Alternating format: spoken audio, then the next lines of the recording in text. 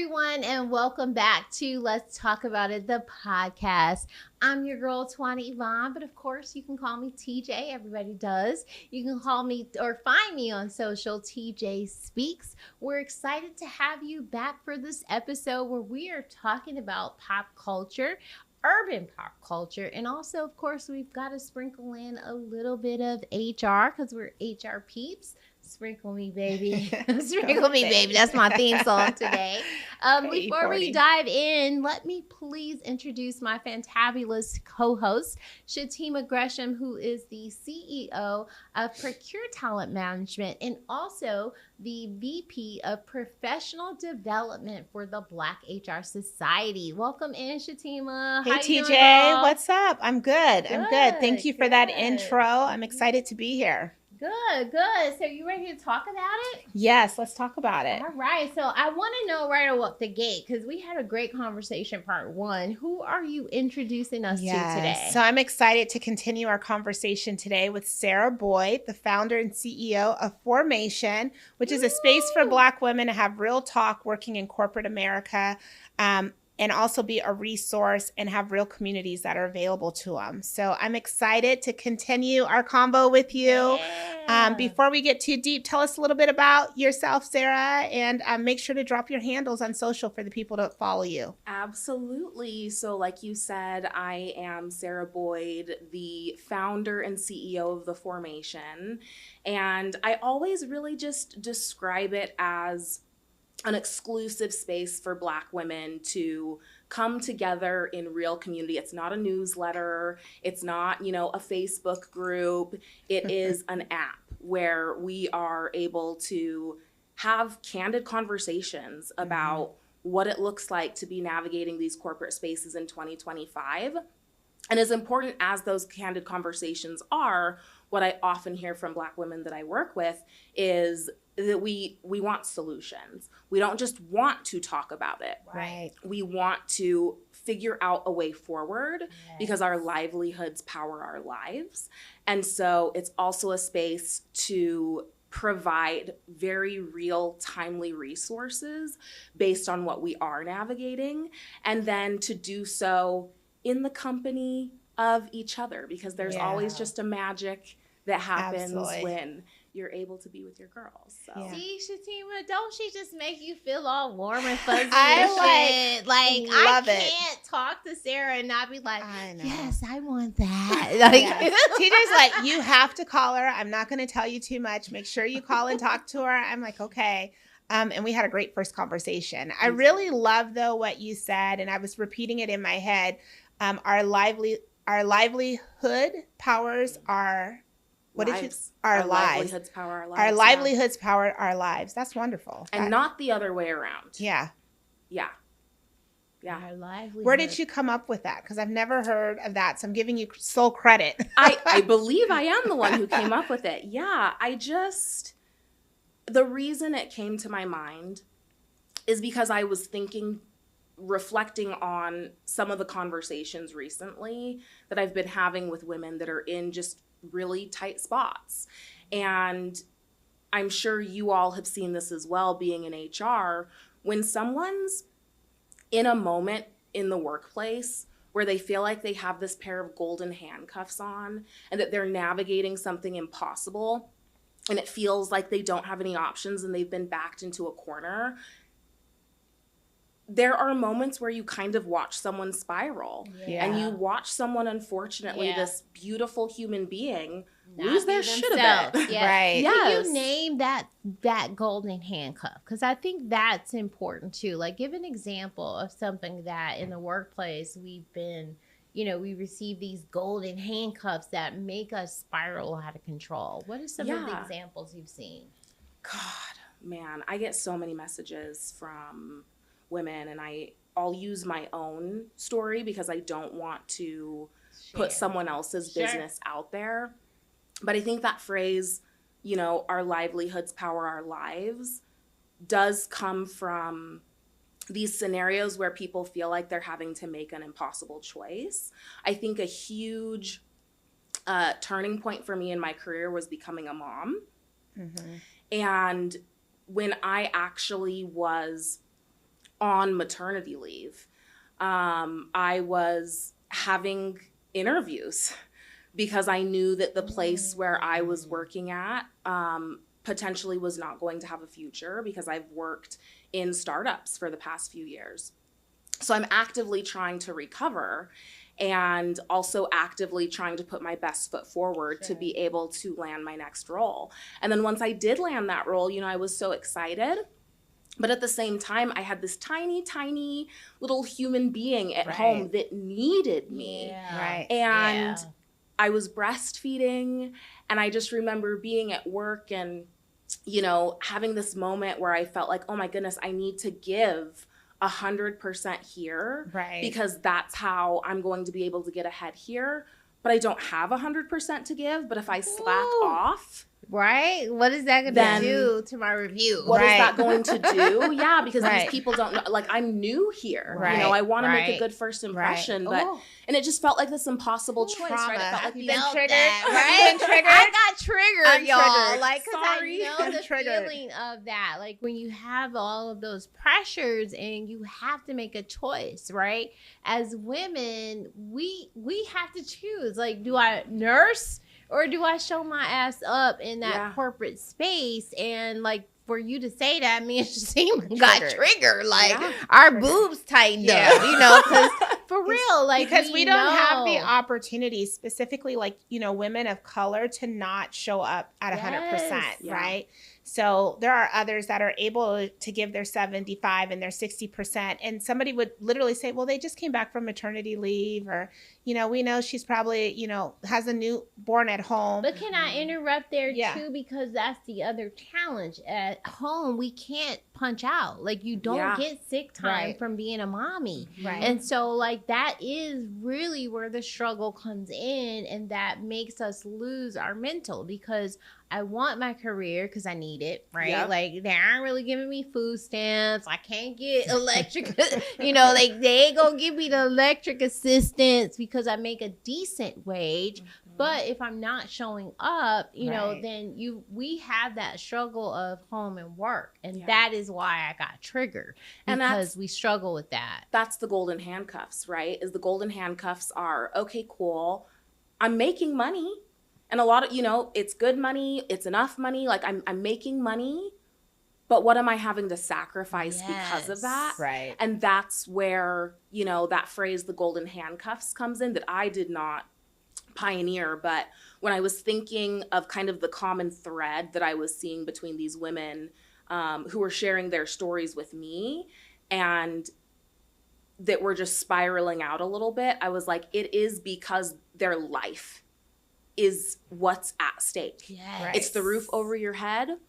It's the food that you're feeding yourself and your children. Right. It's all the big and small things, and I don't even want to call them small things, because it is not a small hard thing. For. Well, your LinkedIn profile, right? Yeah. You want to be able to still be able to contribute to that aspect. Mm-hmm. As much as crazy as it seems, that is where we're going. We talked about that in episode 1, but our socials, right? If I have to be at home often, am I really being able to contribute to that? And that's unfortunately, people judge us on that stuff. So that's why I wanted you to share, what is that golden handcuff? Because we sitting here, we know what that means. Absolutely. But there's a lot of people who can't relate, who haven't understood what that means. Now, I'm excited too, because Sarah was, she's slated to do a discussion for the Black HR Society members.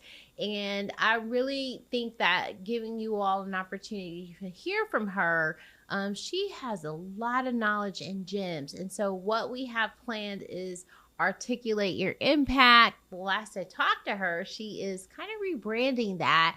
But I want to give her a chance to speak to what that's about, the articulating your impact and all the layers involved in that. Yes. So I'm super excited about it. I mentioned, earlier in part 1 of the podcast that my career background is talent development. So I've done a lot of coaching, a lot of curriculum design, a lot of program design in the workplace, all in the name of giving people the tools and the knowledge and the resources that they need to succeed. But that started to kind of become the biggest kind of catch-22 of my career is here I am creating all of these programs and resources and tools for people to succeed. And then I'm seeing a certain population of people that I'm very familiar with, Black women, who no matter the program, no matter the system, no matter the little piece of knowledge, there's still something else that we need. Yeah. And when I was thinking about what we as Black women need in 2025 and what we needed in 2024 and 2023 and we'll probably need in 2026 is we need tools and strategies to help us disrupt the things that are disrupting us. And so Articulate Your Impact is a piece of our signature Disrupt program. So if you're kind of curious about learning more about the program or signing up for it, once we launch it, you can follow me, you can follow the formation on LinkedIn. That's the best way to kind of be kept in the loop with it. But the Black Human Resources repeat that. Yeah. Repeat that again for the people. Disrupt the things that are disrupting us. Ooh. So you all have worked in that's HR. A whole word right I'm there. telling you guys. Yes, that's a whole word right there. Say that again. Absolutely. Girl. We're going to have to connect because I can definitely see that translating even on the PTMG side with some of the clients that we're working with. And, there a lot of organizations want to do better. Yeah. Right? But they don't have the tools. They don't have the influence. They don't know how to navigate that space. So we shy away from it. And depending on the HR support that you have in there and their level of expertise even comfort, right? They're leaders. Then, yeah. So they don't have those tools and those resources. So I can definitely see how that can correlate because a lot of the times we're getting this, I always joke when I get these clients, I'm like, I'm happy to do this for you, but it sounds like you have a really great HR person in-house that is telling me, that they want to do that. But you're having an external person come in to give you that. And so validating that with an actual tool and those data, I can definitely see that being, beneficial in a larger space. So definitely drop your, LinkedIn profile, the formation, get out there and enroll for that. I'm definitely am. We'll do a new date because Sarah's got some solid gems. I get excited when she starts to talk about that stuff because it's stuff that, me growing up through the corporate ladder, I had to learn by just jumping in and figuring out. That's right, trial and error. And, okay, Karen gonna act a fool over here. Let me see how I'm gonna navigate her. And so we always had to have a particular stance.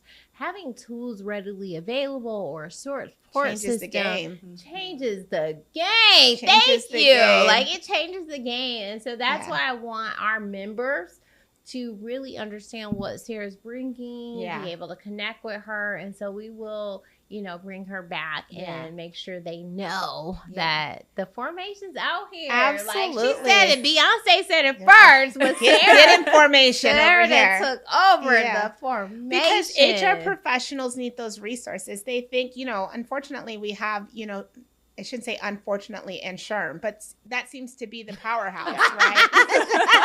You can say unfortunately and SHRM. We're partnering with SHRM right now. And we will be there to support because they have resources. But there are other resources that are out there, right? There are other powerhouses that are out there to help in these specific areas. Sure. So it's I think the difference, and this is what I appreciate about Sarah, about Tanika Broughton. Yeah. They focus on the women of color, the people of color, and they take that data and they drill down. They really peel back the layers in that onion to focus on us.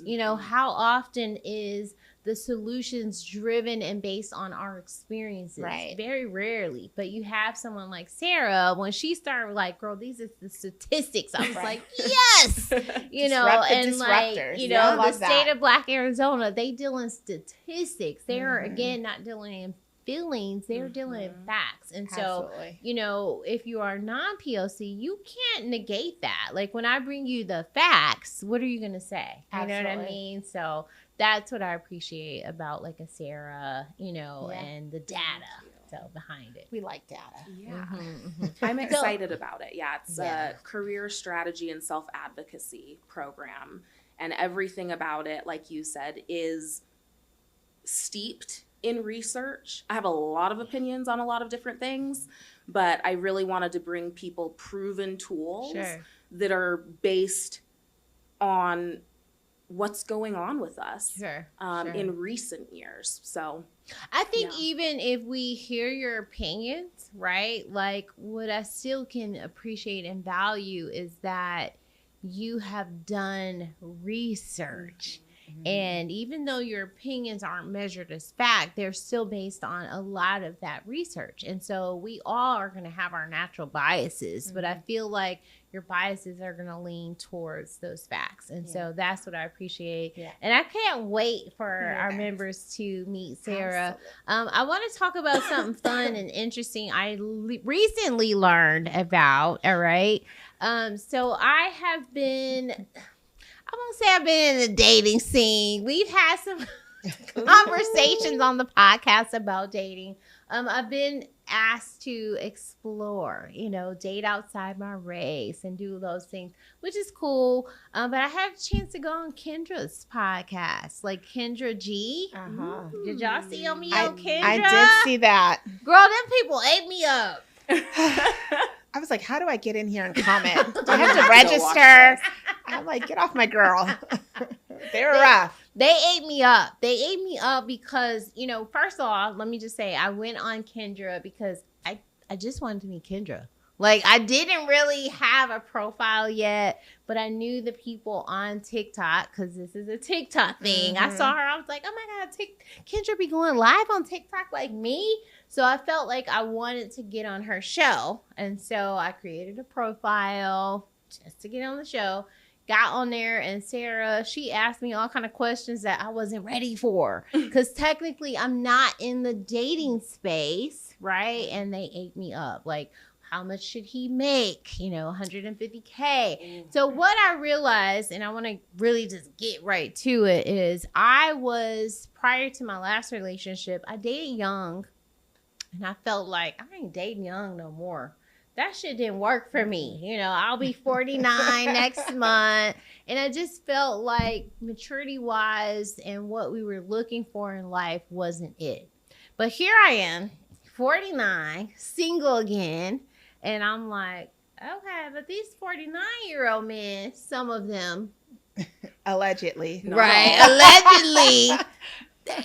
The pool is small, first off, because a lot of them are already married and booed up, but they just don't have the same drive and the same goal. And so my godmother was like, you need to start dating a YN. And I was like, what?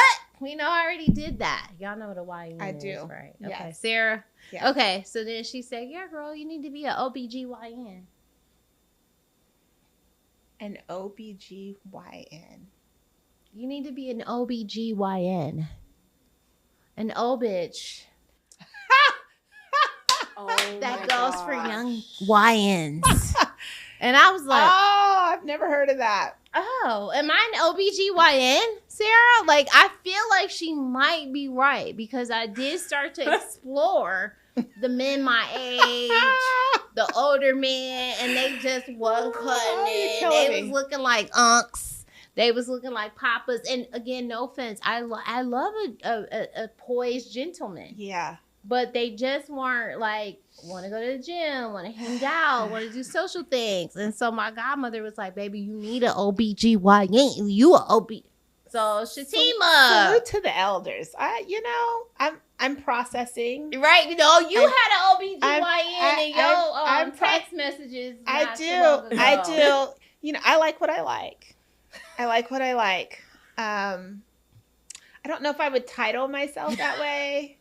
I don't know about being the old bitch in the building. I don't know. But it's not intended to be offensive. But I do need some energy. I got a lot going on here. I need you to be able to catch up. But I also am getting to that stage where I need some sophistication too. That's what I'm talking about. So I feel like, immaturity. Yeah, the younger, dudes younger than me, right? If you're mature, and it works, then, you know, I'm at the stage where it Okay, it but works. what are the mature guys our age looking like, Shatema? Well, first of that's all, been my challenge. I think we're in the wrong state. I'm not moving. Let's my start point. there. So in this state, let's stay here because I'm not moving. I think Arizona does not yield the best population in this space. I feel like when I start traveling east, that maturity looks different. Okay. Those conversations are different. Okay. What they're looking for is a little different. I think the people, you know, I have a theory about people who move to Arizona. They just reinvent themselves. And so I don't know if they lose some of that swag. Reinvent themselves. Yeah, I'm like, that. I don't know if they reinvent themselves. They lose some of the swag. They get out here and they're just kind of a different person than what they were in the Midwest or the East Coast or the South. They come to Arizona. I think they get a free, like, what do you call it? A fresh slate. So like witness protection. yeah, They come but in Sarah's just married. Like, I know. what can you offer us who they're Chicago. telling us we look? See? She likes I'm telling you, Chicago. it's Arizona. They like we need to be OBGYN, No, Sarah. I'm for reals. I am biased. My husband is from Chicago. Okay. But I'm telling you, I have never, ever met anyone from Chicago, male, female, young, old bitch, who I did not instantly vibe and get along with. That's true. There is something about That's true. Chicago It's true. that just Y'all heard that, churns out. Chicago. It's Okay. true. My best friend is from Chicago. We're doing a girls' We trip to linked Chicago. up, and then my play parents, they're from Chicago. They're in their 70s. They match like the same clothes. They have a history, a really great story. But even at 74 and 75, let me tell you, they come out. The energy is different. So I hear you, Sarah. So I think it's Arizona, TJ. So I'm from the Midwest, and so what's interesting is when I first became single out here, one of the guys that I really vibe with was from the Midwest. He was from my hometown, actually. And so maybe she's on to something. Arizona does not maybe yield. Maybe I need to update my Kendra G profile and say Chicago YNs. Great Prefer. food, great guys. Right? Okay, Sarah, thank you for that gym. I'm telling y'all, Sarah be full of gyms. She up in Chicago. here I'm giving so it. mad She like at Chicago. OBGYN. And so did you meet him here? I did. Yeah. Okay. Mhm. Both of We y'all met in moved here school. separate. Oh, school. Mhm. How long have you been in Arizona? Going on 15 years now. Wow. By ways of It's where? so funny though because I came out here. I started fresh. Reinvented And herself. so, I used to have a That's different saying. face. Just kidding. Yeah. Right. It is. It's like a start fresh. Yeah. And so we were talking about how have we never met? Like any of us. Like I feel like Sarah should have been kicking it with us last year. I know. This is Right? true. When we went to the strip thing. Absolutely. We had a good time. Yeah. Because I think in Arizona, you have the opportunity to spread out, right? There's no Mhm. boroughs. There's no like black neighborhoods or, Right. Mexican neighborhoods or whatever. We're all just kind of spread out. And there are certain things that bring us together, right? There's certain concerts you're going to be like, okay, everybody's there. There's certain things that happen here. But I think you can live here a lifetime and not see anybody Right. that you don't want to see. Yeah. And so I think, when I go or even I meet people from Chicago, the Midwest, they all know each other. Yeah. At some point, they connected and linked up and know each other. Well, it's not only that. Like, I can attest to that. Like, when I go out or I have events even, there's going to be a lot of people from Milwaukee. Yeah. And, it just is what it is. Like, we've come here because the weather's different. There's opportunities here. But for those people that come here and are like, oh, God, it's not a lot of black people here. Milwaukee's one of the most segregated cities in the country, right? But there's the same number of black people here in Arizona as in Really? Milwaukee. The difference is Proximity. it's bigger, Yeah. right? Phoenix is a much bigger city, and so we are spread out a little bit more. Where in Milwaukee, we're kind of confined to the city being the ghetto, if you will, right? So now here, what I tell people is like, oh, it's not no black people here. Yes, it is. You Yeah, have there's a to lot. be outside. Like you have to go out and find the events. Like Yeah. today, Juneteenth, there are tons of events. I started at 7:00. I told Sarah I'll be done at like 9, 10, know. 11 today. So It's there's true. a ton I'm of tired cultural for you. events. Yeah. You tired for And I me. think people who come, especially people who move here who are looking for that community, they find it. Like Mhm. TJ's met, I grew up here, I'm a native.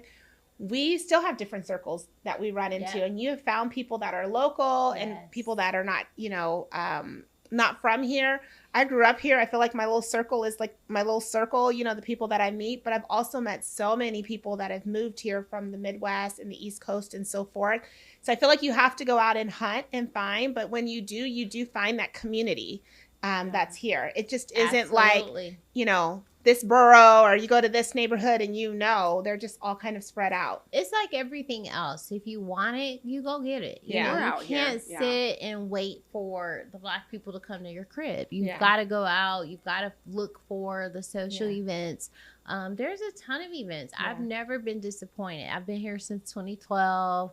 And I've never been disappointed about the level of culture. Is it different? Absolutely. But at the same time, I left Milwaukee, Wisconsin because I wanted something a little bit different for me, for my kids. And so that's what it is. Where are you from, Sarah? I don't know if we told the people. Born in Detroit, raised in Utah, which Born I was telling Detroit. Shatema. Whoa. Yeah, we were talking about Utah. Wait a minute, because I would have got into the Salt Lake City housewives, all that Mormon. Were you around that too? I was. Really? Yeah. So I was telling Shatema, I feel like it created one of my superpowers. Okay. Which is that I have found ways to be very comfortable in even the most uncomfortable of situations. Good for you. But I did. I was raised out there and then moved out here during high school. Okay. And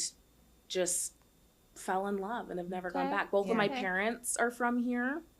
From Arizona. From Arizona. How did you all end up in Utah? I'm just curious. So I'm adopted. Okay. So I was born in Detroit, then spent like a couple weeks in foster care, and then was one of the first Black children actually adopted in the whole state of Utah. Wow. Yeah. Look at that story. I got goosebumps with that. I know. And look how amazing she is. I know. And we get to share her. Not only with are we our sharing? audience. Okay. Yes, we have to share her. We're like, going are to we share sharing? her with our audience. Sure. And we're going to share her with the Black HR Society. Yeah, This has been a wonderful conversation, Sarah. I cannot wait to have you back. We're actually going to take Sarah live on our podcast or on our social pages. So if you don't get a chance to catch her here, you will get a chance because we're going to have her in these social streets. Absolutely. Sharing all supporting her gems. That's right. And pushing her out and making sure we are supporting her. So thank you so much, Sarah. This has been wonderful having you here with us. Shatema will start to close us out. Well, thanks again, Sarah. Like TJ mentioned, we are excited for you and we are supporting you all the way. So just tap on us if you need anything.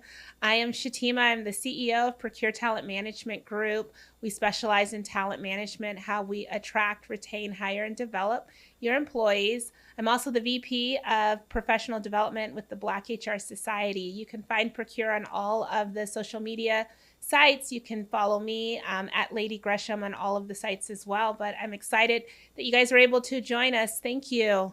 Sarah, tell us where we can find you on social or out here in these streets. Yes, so I am full suburban mode. I am not in the streets anymore, although I will happily join the streets with you if you ever want to. But the best way to find me is on LinkedIn. And you can find The Formation on LinkedIn as well. All right. The Formation is a full app in the App Store we can find. It is as All well. Right. Yeah. Or you can go to weareyourformation.com. Give us a little bit about if I go into the Formation, what am I going to expect in the App Store? You know what? Talking about dating, so the way that one of our members described it is she said you log in and it's almost like a little dating app. You log in, you create your profile, and then instantly there's AI in there that'll actually connect you with other Formation members just based on your similar interests, based on where you're located.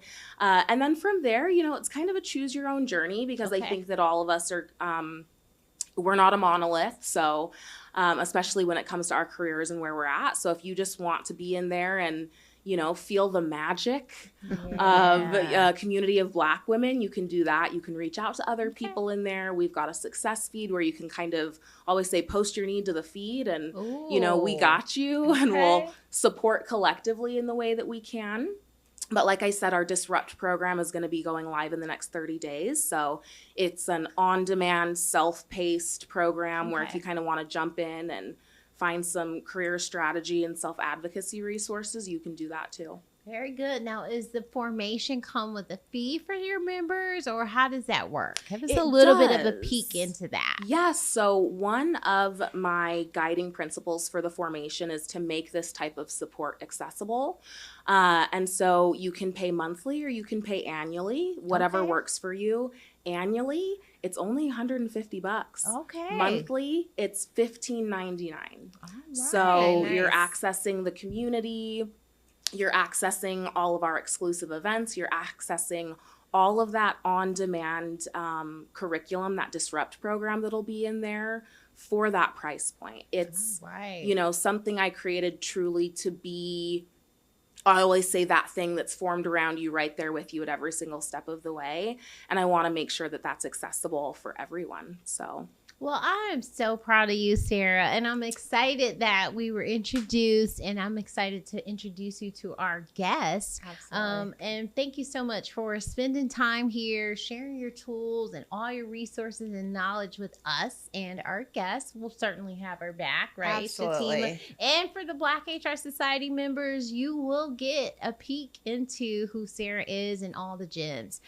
Thank you to our support and sponsors, the Black HR Society, for making a meaningful difference in the lives and careers of Black HR professionals. We absolutely appreciate you for joining us for another wonderful podcast. If you want to be a guest or you know someone who would make a fantabulous guest for our show, please reach out to me, TJ at WeWantToTalkAboutIt.com, because we do. We want to talk about it with you.